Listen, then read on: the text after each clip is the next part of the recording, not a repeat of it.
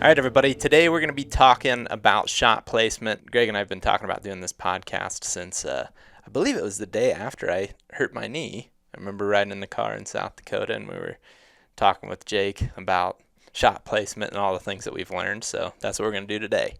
I do remember that. And how's the knee doing?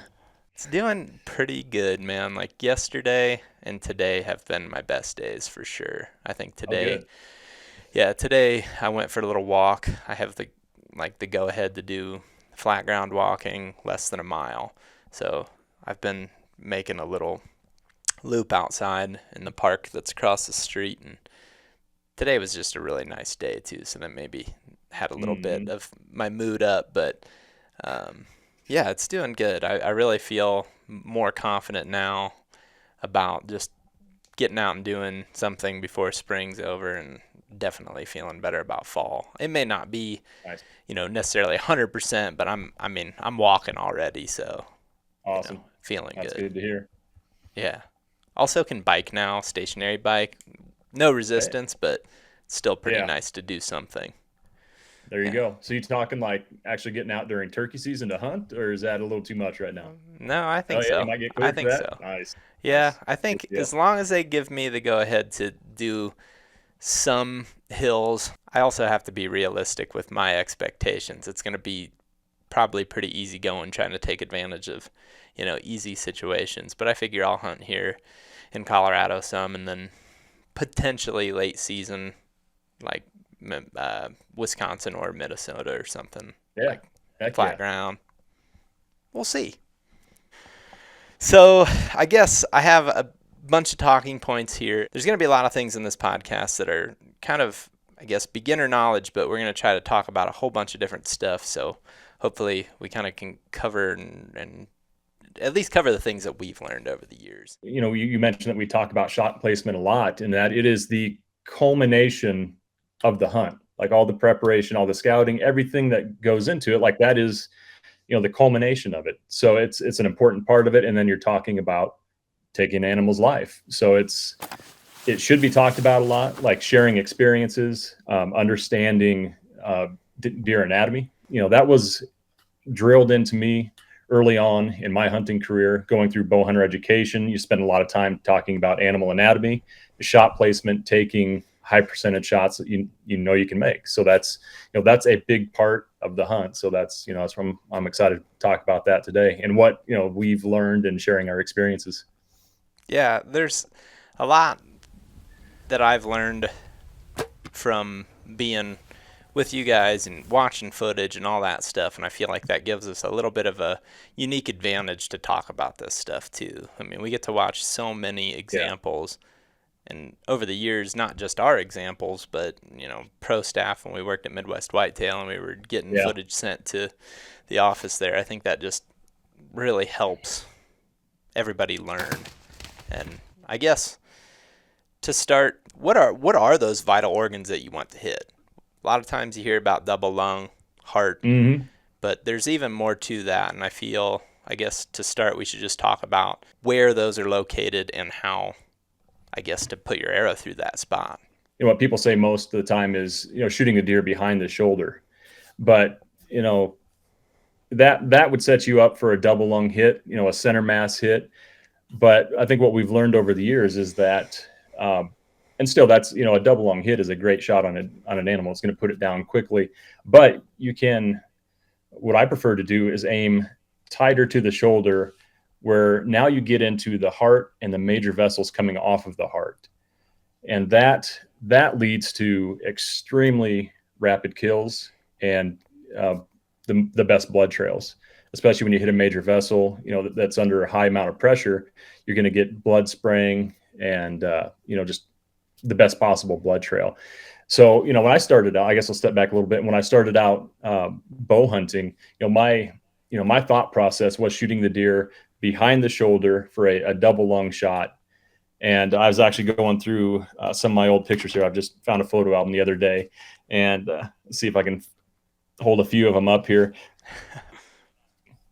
But anyways, there's one thing that I kept noticing about all the the shots on these deer is that they were is behind the shoulder and high of center. Like it seemed like almost all the deer that I was shooting early on, it was shooting, high in the chest cavity. And most of them, almost all of them are shot from a tree stand. So, on some of them, you wanted to be higher of center.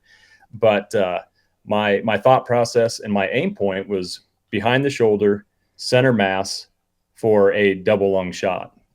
And I found over time that, I hit a lot of deer, high lungs, I was getting them, obviously, but I was also missing some deer, and the handful of deer that I hit and didn't recover tended to be high hits, up above the, in the spine or high shoulder. So that, and I think that's one thing that we've talked about before, is just that, that was kind of my mental process to begin with. And I've learned over the years to lower my aim point. And I think we're going to get into that. But yeah, I mean, when it comes to anatomy, center mass is kind of, behind the shoulder is where you're going to get a double lung hit. But, forward of that, in the, what is called the vital V, or the pocket, that's when you get into the, the top of the heart and the major vessels coming off of the heart. And that's the money spot right there. And that's where I'm trying to hit a deer now, more specifically. And I can show a couple of examples here of what I'm talking about. Here's an early season doe. You can kind of see the outline in her shoulder, and you'll see where the arrow enters. And you can see, it may be hard to tell real quick here, but that's just immediate blood spray on that deer. Yeah, so you can see that. The blood spray right there. What year was that? This was 2009 or 10. There's two does right there. I followed up and got the second one. So one thing that I was going to bring up about this is the one difference that you and I have in our bow hunting careers is you had a lot of cool opportunities to go places where you were able to shoot a lot of deer. Right. And when I was younger, there was a little bit of a combination that created the situation that I had as a bow hunter. One was I was following my dad and his buddies and the guys that I was looking up to as bow hunters, and they were all, waiting for a certain size buck, and I got in my head that that's what I needed to do. My grandpa also told me to not shoot does because he wanted to see more deer on the property, and because of that, I just had a long period there where I wasn't shooting enough deer. And right. I guess I wanted to mention the importance of getting experience, all these things that we talk about. You're going to make mistakes at some point. You don't want to, but the best way to learn is to get experience shooting deer. And if you incorporate all these things that we're talking about and try to take away, what we've learned from our experiences, and you apply that to your experiences, and then you proceed to shoot many deer, not just specifically waiting for one opportunity of one buck every year. I think that's going to make a big difference, because I just think a lot of young hunters or hunters that start and their peers are waiting for, a certain size buck or one buck. You just kind of easily get stuck in a habit of not shooting a lot, and therefore you don't get a ton of experience doing it. So yeah, I think that's important. For sure. I mean, going back to the anatomy of a deer, I mean, there's a lot of good resources out there that show a deer's vital organs, bone structure, vessels, and all that. I mean, there's a lot of resources out there on that. But, one thing that I mentioned that I've learned over the years is just gravitating towards shooting a little bit lower and shooting a little bit farther forward than a lot of people talk about, like shooting behind the shoulder. And that's where we found there to be the most lethal shot, is when you can get into the heart and the major vessels coming off of the heart. Yeah. And when I was younger too, I think a trap that I kind of fell into that we talk about all the time is the bad influence that a 3D target can have on an inexperienced shooter. I was pulling up before this a whole bunch of photos of 3D targets, and it's amazing to see how much they vary. I mean, you got good examples where there's, outlines of heart, lungs from a broadside shot standpoint, at least.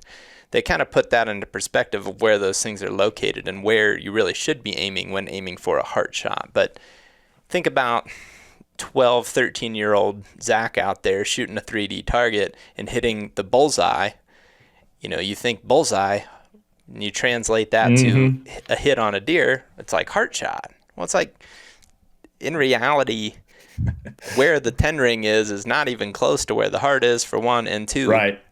it also creates that center mass shooting habit that I Exactly. think a lot of young bow hunters, I mean, even more experienced bow hunters, it's still my number one mistake. I did it in late October this year. It's just easy to Yep. get on the center of an animal and pull the trigger. Yep. Yeah, So, for sure. Yeah, I mean, you look at some of the old, Delta targets, Mackenzie and stuff like that. I grew up doing a lot of 3D shoots, and yeah, you're exactly right. The 10 ring was basically center mass in the chest cavity.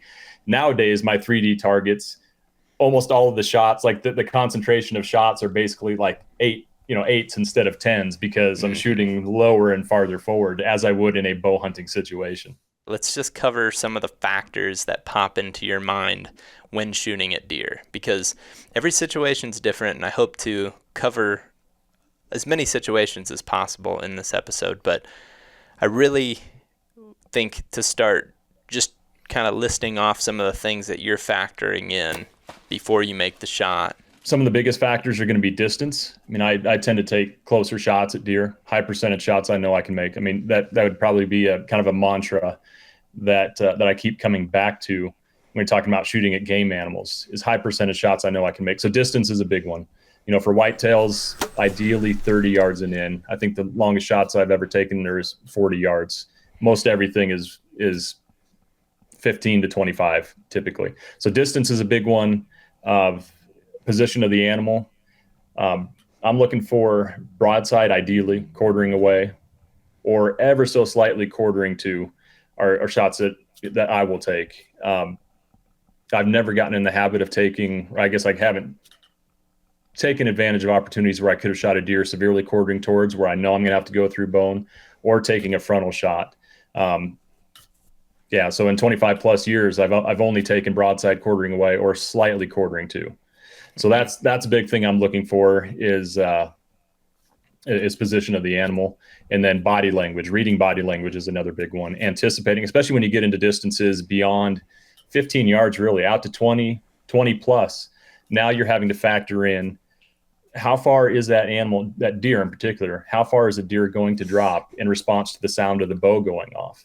Mm-hmm. That is a challenging one. That is, for years now, people have written about and done videos about, as we're doing right now, talking about the reaction of a deer to the sound of the shot. So I I think what has made the most sense for me now and given me the most confidence is always aiming for the lower third of the deer, aiming for a heart shot, knowing that if the deer does drop, you still have room to work with.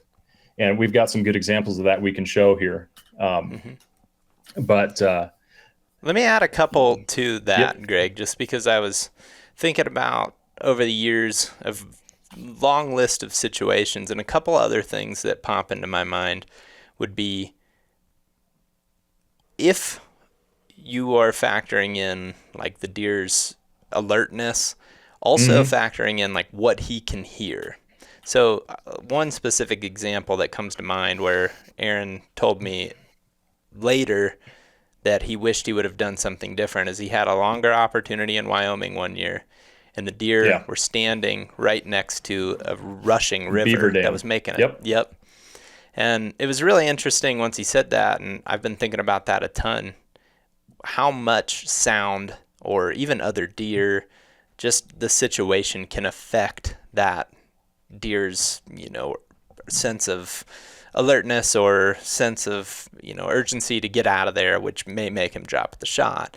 And I think it's definitely apparent when you watch bucks that are preoccupied with like does, for example. They have a tendency to drop less than the buck that Mm-hmm. is on his own cruising, for example.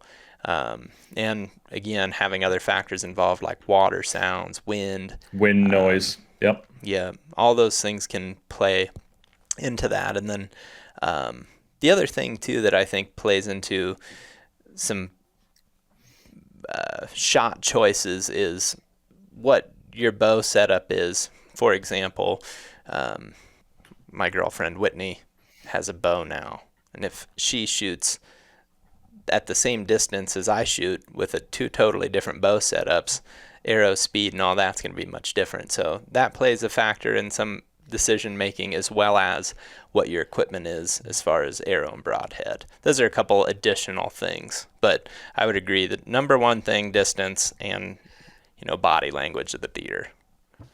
Yeah, maybe another one is a hopefully being conscious of where you're at mentally.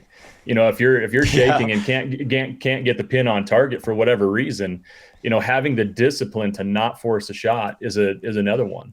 Or maybe, I mean, you can go down a long list of situations you can find yourself in, whether maybe your bow is tangled up in a branch or something. There's so many things that can influence or should influence your decision to shoot. And if you can't get settled in and your pin is floating all over the place and you just panic to let go because you want to get the deer, you just hoping to hit them somewhere.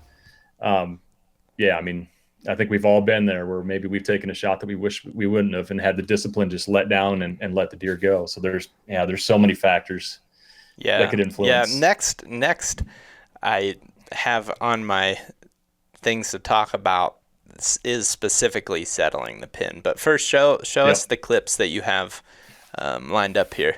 Okay, so the first one we'll show here is just, I kind of showed some of the pictures here of where I tended to hit deer, a little high of center behind the shoulder, high lung shots is kind of how I started off. First one we'll show here is just, in the past few years, I've tried to make a conscious effort to shoot, to aim lower for a heart shot and to aim a little bit farther forward to get a vital V shot, essentially, to get the most lethal shot. This one here, this is South Dakota buck, and this was slightly quartering too.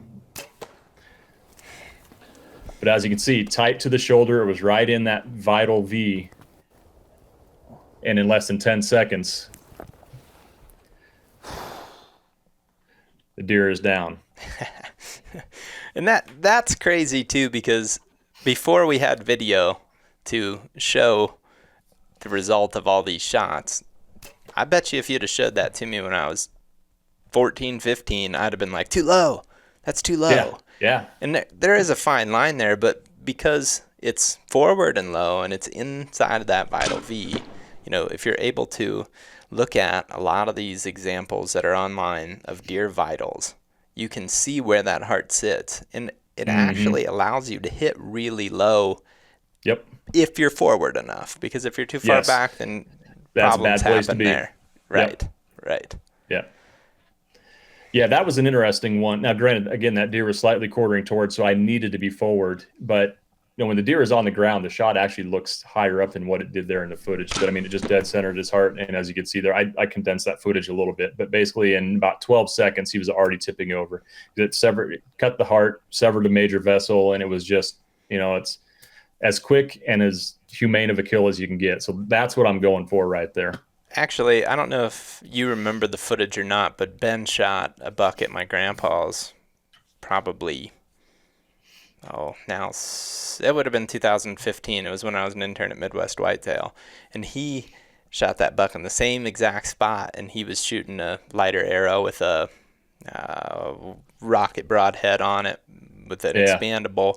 And it just punched in there and stuck basically right back out. But it hit him, just punched right in there and hit him in the heart. And it's another one of those examples where up to that point, we hadn't had a lot of experience with that. So he self-filmed that hunt. And when he watched the footage back, he was like, not good. Well, the buck died in 50 yards.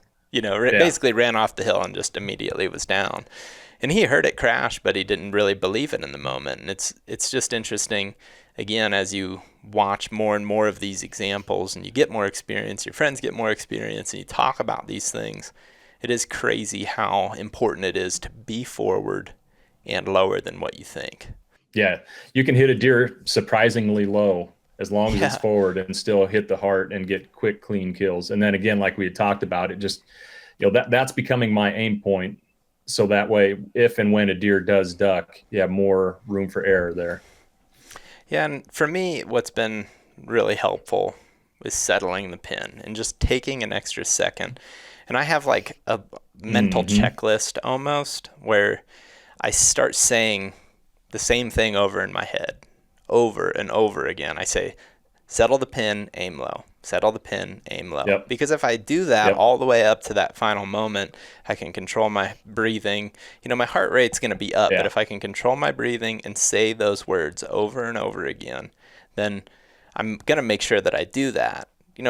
Whatever works for you, I think everybody's going to be a little bit different, but I literally have to say to myself over and over again. Yeah. And I just think that since I've started doing that, it's been really helpful. And times that I mess it up, I usually am not saying it to myself, or something's getting in my head and I make a little subtle mistake. And it's really easy to watch any hunting media and just see example after example of just perfect shots. You hear the diaphragm pop, the animal runs off, goes down, there's a great blood trail. But if you don't settle that pin, and you have a pin that's floating, over the vitals, and you just pull it, it's so easy, especially with a moving animal, deer that's likely going to drop. It's so easy for things to just get messed up if you're not really aiming small too. Along those lines, the smaller of a spot that you're focusing on, and I guess that's what I'm doing when I'm saying settle the pin, aim low, is pick that super small spot, like the size of my fist or smaller, and put it right on that. When I do that, it always works out fine, but when I don't, then it's like you kind of know that feeling of like, ooh, I rushed it. So I think settling the pin and finding a mental checklist is really important. Yeah, I think, if a person does research, they'll find like all the top end shooters, whether it be snipers, archers and stuff like that. They have some kind of mental checklist or some kind of, something that they say over and over to calm themselves and to relax and to, to squeeze off to execute a good shot. But I guess that'll lead in to the next example we'll show here. We talk about this shot coming up. This is this year, right? Or this past season, I guess. Yep. You've also called to this buck, right? He's coming in kind of on edge already, looking. Yep. So this will give us a lot to talk about on this one. Got it.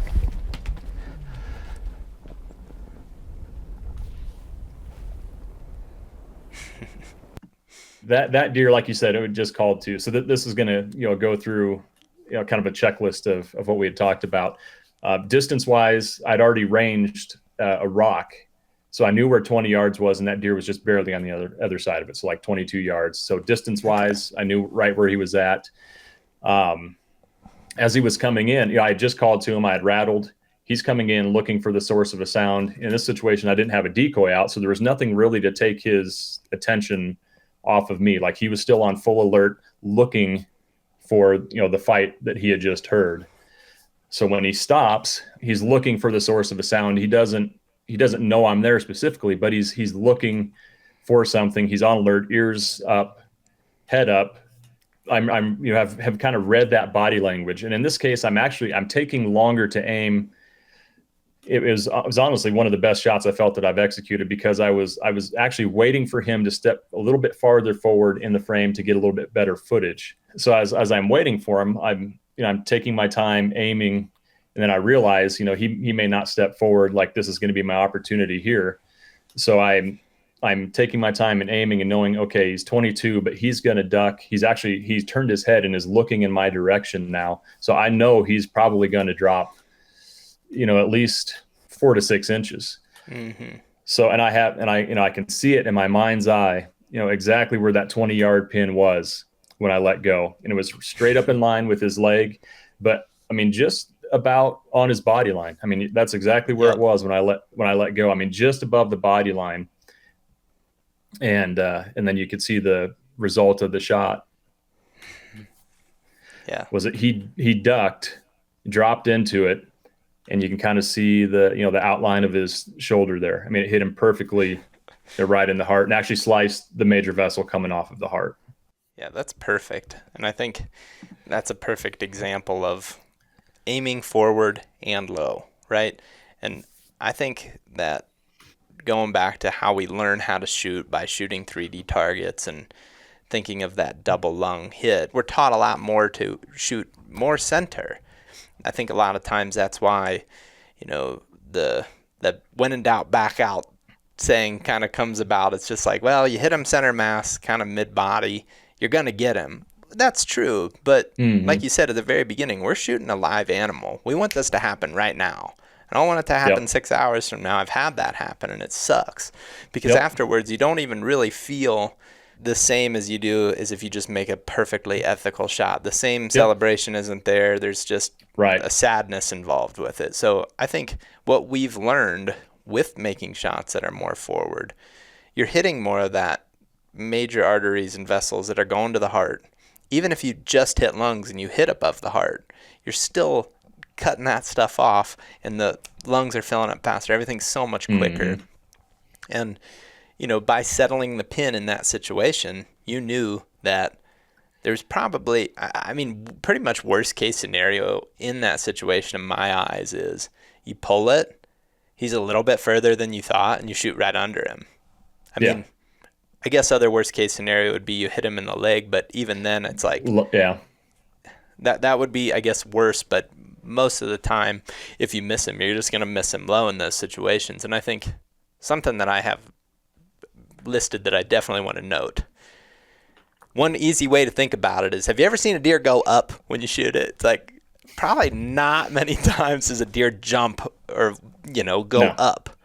I don't know that I've ever seen it. When they turn to run, and I guess also for clarification, I don't think there's anything as such as jumping the string. They're not jumping. They're just turning to run. Therefore, when they load, naturally their body moves down. So does ours, right? If you're standing here in a straight upright position, you go to run, that's what your body does. It bends over. So same thing with the deer. So most of the time, they're not going up. Yeah. I mean, there was a lot to learn off of that one, personally, that I took away from it. Is just one thing was that, just taking my time aiming. I think a lot of times a person has more time to aim and execute the shot than what you think. Now, some situations, it's got to be fast for whatever reason, but more often than not, I think a person has a couple extra seconds to aim. That's a good point.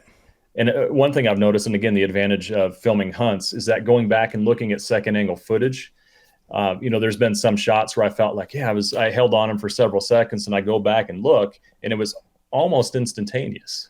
Like, it was a really quick shot. He still got the animal. But in fact, example, that would be a deer that I shot early in September last year. He kind of ran past me. He was coming in slow, and all of a sudden he took off and ran in front of me. I got him stopped at 15 yards quartering way, but I go back and look at the second angle footage, and I did not take time to settle in like I did on this deer. Now, granted, I still, made a pretty good shot. It was, high of center, high lungs, and it was a quick, clean kill. But, I go back and look at it after the fact, and it was a quickly executed shot. So I think if a person can get themselves to slow down a little bit and make sure they're settling the pin in, you're going to make a lot better shots more consistently and hopefully avoid the heartbreak. Yeah, that's a really good point. That is something that there's one hunt in particular that I kind of remember having a similar light bulb moment to. It was that one in New York. I don't know if those listening remember all the details, but it was kind of hard to tell because Dylan was filming from a different angle. But the buck basically spooked from a doe. He spooked because a vehicle was going down the road and making noise. Well, he ended up bounding right on top of me, like inside of 20 yards. And luckily, I read that he was doing that, and I just tucked into some shadow. But he nailed me. He knew something was there, and he was super high alert, like as high of alert as they get. I was honestly surprised he didn't bust out of there. And he eventually started to work back, I guess, into the direction of downwind. I don't know if he was going to circle me or circle his doe, but either way, he was going with the wind at his butt. And as he did that, he started to kind of give me windows, whether that was because he was checking the doe, because he was doing that, or he was just getting buried into the grass. And finally, I got a chance to draw, and he turned and looked the other way. And that was one of those moments where it was like, the only way I'm going to get a shot is I'm going to stand all the way up, And I mean, had he just turned his head back, he would have nailed me in an instant. But I remember thinking, you got to settle this pin. And Yep. here I am. It was like a guy standing on concrete in the wide open is truly what it was like. But he was looking the other way, reading the deer's body language. I knew Exactly. that as long as I put it low and I pull the trigger, and just follow through my shot, make sure everything's perfect, I should be okay. In the moment, that's super hard to do, but it was one of those deals where it's like, do or die, right? If I don't do this, I'm definitely not going to get him. Yep. And because of that, I ended up making a really good shot. I mean, that one, didn't last long at all. And I think that was a big light bulb one for me too, where it's like, hey, you got to settle that pin, baby. When you do, good things happen. Yep, exactly. Slow it down. Actually, I made a specific clip of the second angle camera on that, the buck that I held on. Let's see if I can add it in here. Let's see. Is that the right one? Looks like it is. Yeah. Got it. So it's the same buck that we just saw a couple minutes ago, but it just showed the second angle footage, and how I was talking about how long I was aiming at the deer. So that, again, that talk about using cameras, like you don't have to have like a big main camera. Like if you just have a GoPro or your phone or whatever, something to put up in the tree to see yourself, ideally, hopefully see the animal and you see the impact, hear the sound of the shot. It can give you some cues on following up on the animal, but also just on your behavior when you shoot, because adrenaline can do some funny things to you. Guys talk about, basically, almost blacking out, like not remembering what they did when they shot. And I found that to be helpful. It's basically kind of constructive criticism or constructive feedback on yourself to see what you're doing when you shoot. And I've had a couple, like I'd mentioned earlier, where, I executed the shot and I felt, thinking back on it, it's like, I held long enough and, settled in. But then you look at the second angle, it's like, that was kind of on the side of rushing the shot. So that can help to let how you're performing essentially. And like basically, like I'm trying to tell myself and teach myself to slow it down when I'm aiming and make, like you say, settle the pin, execute a good shot. Yeah, and I think a lot of times we get worked up too in the heat of the moment, not only because internally we're going nuts, but also we see the deer, snaps his head and is looking in the direction of you, and automatically it's like rush mode. That's a big issue that I see. Everybody does it every once in a while, and I certainly am not immune to it. I mean, I just did it in the Minnesota hunt this past season. I actually can show that real quick too. I guess I'll give a couple side notes in this as well. We were sitting there, and at very first light, we heard this deer moving, and couldn't tell much about him, I guess, or much about what was going on, but the way he was acting, it was like, that's got to be a buck. So I drew really early because I had a super small window to shoot through. As you can tell, those alder bushes right there are close. Those are 20 yards, so if he comes in between those and us, he's going to be right on top of us. At this point then, where I say it's a big buck, I've condensed this footage to make the video go faster, but I held that draw much longer than what I should have. In hindsight, that's one thing I would change for sure. And then what that ends up happening is when he steps out with the low light, he's way lower in the grass than I thought he would be. Like right here, I can see him, but you can't. Didn't sound good, did it? Didn't sound good, did it? Not what you want. You want to be hearing. So on that one, there's a couple things that stick out to me. One, holding the draw for too long. There's a lot of situations where when I'm ground hunting, I do like to draw early and often, but that situation, I just held it for too long. And then also, once he stepped out, like I said, with the lower light and not having seen a deer in that exact position yet, all of a sudden he steps out and it was weird because he was bigger than I thought he would look, like not from the antler standpoint, but like his actual scale was like, whoa, he's right there, and it's so easy. All I got to do is get it on him, I think is what was almost going through my head. And then the other factor that I think I messed up and I'd never really had happen before was I had this grass that was close to me. And I didn't remember it until it was actually the next day that we hunted. So like 2 days later, because we spent the whole next day looking for him. 2 days later, I was drawn in a similar lighting situation, low to the ground, and I had this flashback. And what it was that grass close to my sight picture, closer to me than the buck. It wasn't an issue for my arrow to go through, but because that was there, my mind got distracted and I did not settle the pin and aim low. I think I just got on him center mass and pulled the trigger. Well, I had also stopped him and he whips his head right to us and looks. All those things play into a deer that's going to drop. And I mean, had I just shot that much lower, I think it would have been totally fine. But that just goes to show how important it is to aim low. I think that buck was like definitely no further than 18 yards. I mean, that is not a far shot. But in that moment, I let too many factors get in my head and I didn't just settle the pin. Where like the New York example, on the other hand, that's a totally different deal. There was a lot of stuff in between me and that buck, but I settled my pin and focused on that shot.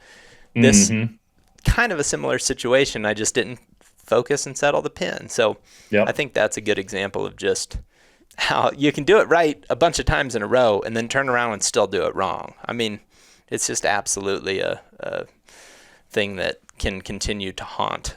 And it's a bad habit that I personally have. I've talked about it in videos before. Like when I was younger, I've never hit a deer back. Like I've never just hit one in the guts. I've always hit them too high if I've lost one. It's always been too high. So I was just going to say, it's amazing how many factors can add up or how quickly things can change in a matter of seconds. You're talking about, especially the grass being between you and your sight picture and messing with you mentally. Like I can envision that as you're describing it. And like, I can see how that would affect your shot process, essentially. Like things start to mess with your head and you're not thinking about settling the pin. You're thinking about, whoa, what is this, this grass in my sight picture. And that's where practice comes in. Granted, a person only has so much time to practice so many different scenarios, but I mean, that's what I did as a kid all the time is I'd take targets out in the woods and get in all kinds of funky scenarios, and something I should do more of. Yeah, I think that's an important thing I have listed in general, like practicing realistic hunting situations. Me and my dad, my buddy, we do a fair amount of 3D shooting, but we never shoot keeping score. We just try to see who has the better, kill shot. And a lot of these shots aren't necessarily realistic. I mean, there's some that are super far or whatever, but what I try to do with my personal positioning is as realistic as I can make it for my style. So I almost never shoot standing up just straight, like feet flat, I guess, perfect body form. I almost always get down on my knees and shoot from my knees. Even if they're all standing up, hey, I'll let them do that. That's maybe more their style. My style is I shoot almost exclusively from my knees. So I should practice that way. Yeah, when's the last time you shot a deer standing straight up? The one in New York. New York, yeah. I think that's the last time. Yeah. And it's it's just interesting how much you can learn by doing that. And okay, for example, something that's way different and may be easily overlooked is, and you've probably noticed this through practice as well, is if you're on your knees and your butt is on your heels, it's way easier to make the shot than if you got to sit up and you're just balancing on your kneecaps.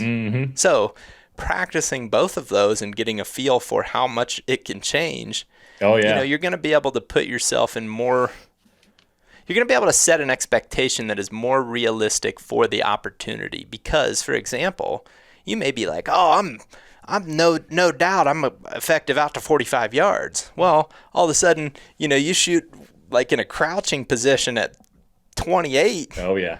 Son, you might rethink that, so. Yeah. I mean, you could get out to 100 yards at the 3D range, 80 Mm-hmm. to 100 yards. A lot of people talk about their proficiency at long distances, but yeah, you get into those real life situations, it all Mm-hmm. goes out the window. Yeah, and a couple other things that I've started doing. You have to be willing to take the risk, I suppose, to do this type of stuff. But once I get in the close range stuff at the 3D range, a lot of the stuff that we shoot has a lot of oak brush around Hmm. it. So what I'll do is just see how small of a hole I really can get that arrow through. Because in your mind you think, oh, I could definitely get it through there. Well, one time you may not. And I think Hmm. that's too much detail to dive into what you can and can't get away with. But Yeah. if you practice those things, you're going to know. Especially at a close range type of deal. Like, I'm not trying to do that at 32 yards. But at Right. like 9 yards, I want to know how much stuff or how small of a Hmm. spot I can get that arrow through, because there's going to be situations like that. And I think all those things are just, only going to help you, only going to help your Yeah. realistic expectation for the situation. Yeah, for sure. The other final thing on that note, I guess, that I think is important too, is just seeing what your arrow can get through. There is a certain level of stuff that you can't get through, but it's also nice to know, what affects your arrow flight and what doesn't. There's still a fine line there. In the heat of the moment, I'm not saying I'm plowing through, 20 yards of brush, but at the same time, there have been bucks that, had I not shot through some stuff and had confidence in that, Hmm. two of which would be New North York Dakota. and the North Dakota. Yeah, that North Yeah. Dakota buck, same deal. I just put it Yep. on the brush below him, but I knew that my arrow could get through that at that distance.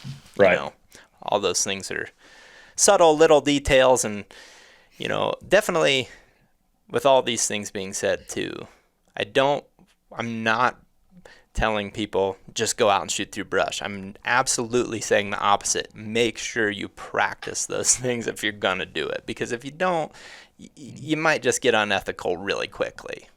Yeah. The one thing that helped me when I was younger is visualizing the exit, and that's a pretty common thing in Sure. a lot of bow hunting education or hunter education, Hmm. is visualize the exit of the shot. So if you're dealing with like a quarter away shot, your angle and where you want the entrance of the shot to go is going to change a lot versus a straight broadside. Right. Same thing with a quarter two shot. Like Aaron has Yep. some really good examples of the quarter two shot, just pushing it a little bit tighter yet into that vital V and just Yep. stuffing it down in there. And I think that visualizing that exit has been super helpful. Yeah. Yeah, for sure. I mean, and understanding the deer's anatomy is a huge part of that, of knowing, exactly where to hit the deer based on, the degree of quartering away or quartering to. Like in Aaron's case, we're starting to get actually quite a few examples of those, because Mm-hmm. he shoots, or typically shoots 80 pounds. He's got a long draw length, heavy arrow, rock solid broadhead. So in the past several years, he's taken a number of deer quartering to. And it was kind of comical. I was just saw a video clip the other day, somebody talking about shot placement, and they said there is no, maybe on southern deer, like smaller southern deer, but he's like, on a big Midwest buck, there's no bow set, there's no broadhead set up that's getting through the shoulder of a deer. I was like, well, that's patently false. I mean, that's not the case. There's Yeah. there's there's a lot of setups that can get through the shoulder of a deer, and we've seen that happen. We've got examples of that. Not that you're trying to hit them dead center in Right. the heaviest part of the bone there, Mm-hmm. but Well, and I anyways, think that brings up a little bit of a different subject too, and that's something that I feel like has changed for me over the years, has been my opinion on quarter two and mm-hmm, frontal shots. And a lot of this goes just with the fact that I ground hunt. Because if I was in a tree stand, I think especially the frontal shot changes for me a lot. yeah, It has to almost be the perfect situation, a lower setup. I'm not even really going to get into that.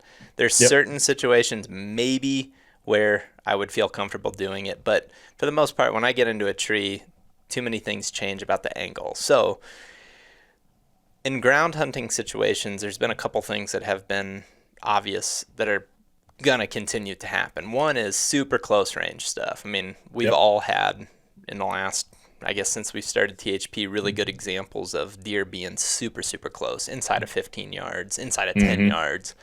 And we've shot a fair number of deer super close like that. The other thing is especially as the season progresses, we've called a lot of deer in on the ground. And Mm-hmm. when they do that, they end up coming in quarter two or head on a lot. Yep. And kind of the nice part about that is, again, a lot of times you're getting them close. So I think that's the number one thing for me. And I think this all plays into everybody's personal, like, you have to be realistic with your expectation, know your setup, know your abilities to make a good shot, and then probably subtract some to that distance, right? Like, Yeah. you may think your effective distance for a certain shot is 25 yards or 23 yards, but probably bring that in even more. So for me, I like Mm-hmm. a quarter two or frontal shot inside of 15 yards, where I know I can just make that shot. And I think there's been a couple things that have stuck out to me with that I guess I didn't really know when I was younger. One is how much, I guess, blood vessel artery stuff really Yep. comes together right there.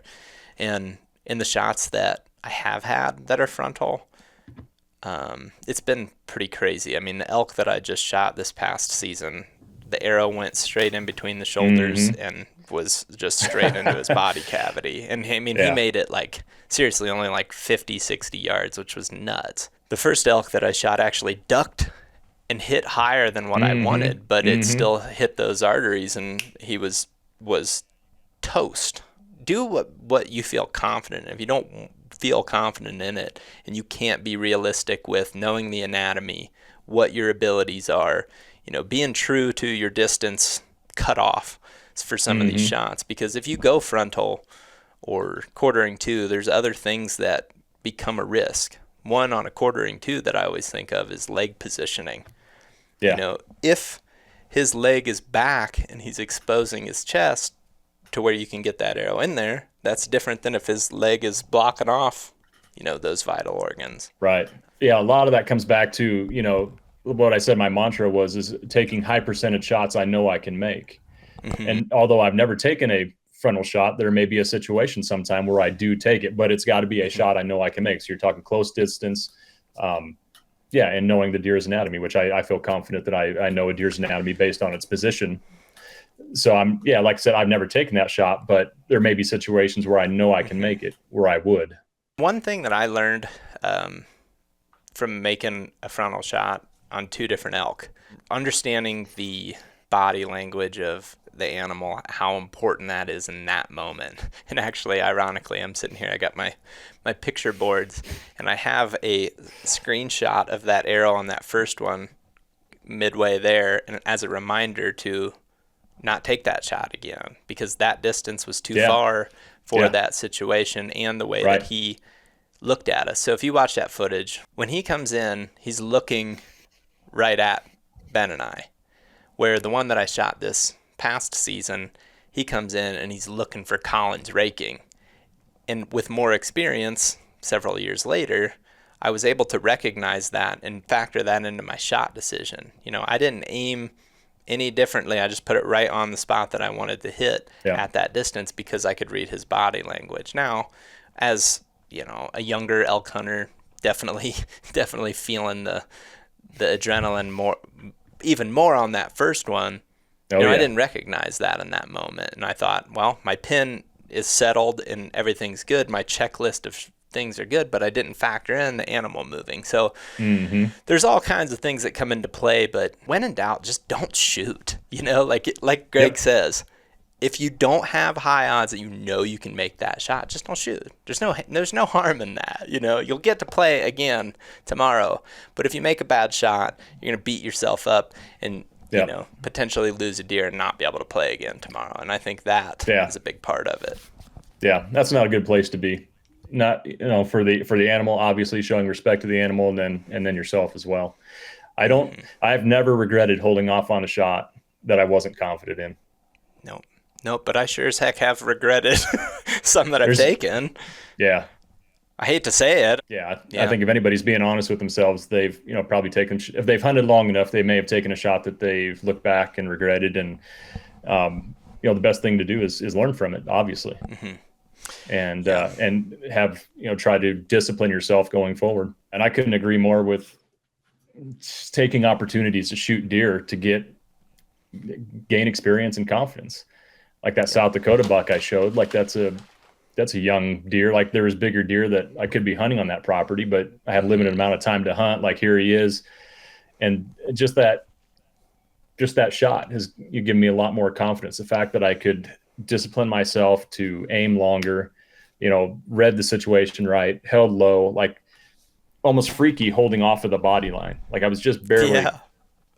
like that's crazy to think, like almost aiming off the deer and then having him do exactly what I thought he would, dropped right into it and lopped the aorta off.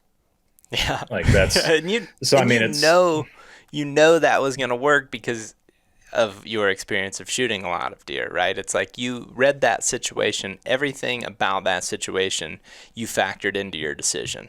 And yeah, it's just beautiful when it works that way. yeah. Sometimes we just easily get caught up in, oh, I want to shoot a big buck, or I've been seeing a big buck, or Mm-hmm. whatever it may be. Maybe you're getting a trail camera picture of a big buck on the property you hunt, and you think to yourself, well, I'm going to hold out for him. Next thing you know, you don't shoot a buck for a year or two, or a Exactly. deer, let alone a buck Yeah. or a Yeah. deer. The next thing you know, you're just like, you lose that experience really quickly. And, it's just Yeah. something, if I could go back in time, man, when I was a kid, I'd have just shot so many more deer.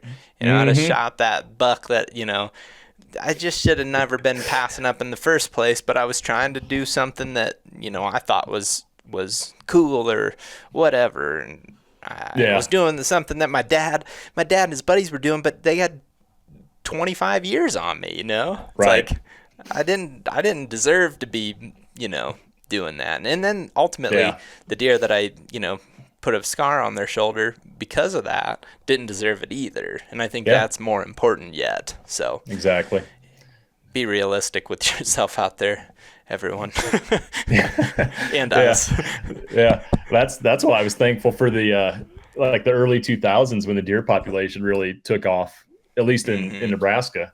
I mean, yeah, they were giving away doe tags. That's like one of those clips I have. I was hunting on Mike Lutz's property. We're trying to Yep. shoot as many. I shot 3 that night, but it was like 2 of them back to back right there. I was like, man, I love that, getting that experience. Yeah. There really is no better way to teach you how to do it. All right, everybody. Well, hopefully you enjoyed the episode. If there's anything that you guys want us to talk about in future episodes, leave us a comment. Love to hear your guys' good, bad, and ugly experiences in the comments below. Thanks for watching, and we'll see you on the next one.